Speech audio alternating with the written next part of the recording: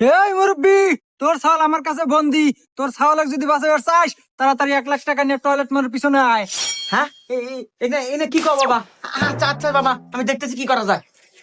ঠিক আছে সোহেল, ওই যে তোর ছোট ভাই সোহাগ ও কিডন্যাপ করছে, 1 লাখ টাকা চাইতেছে, তালিকা ছেড়ে দিব। আমরা থানায় যাই। এ আব্বা, তুই এটা কি করলু?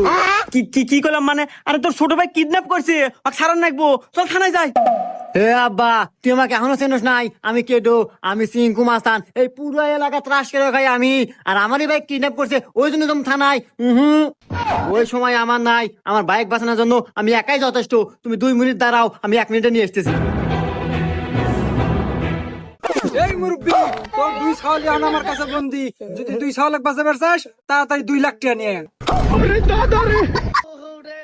হেই বালের ছাওয়াল পাল দুইটার একটাও নাকবে না আমার, যা। गजब बेइज्जती है।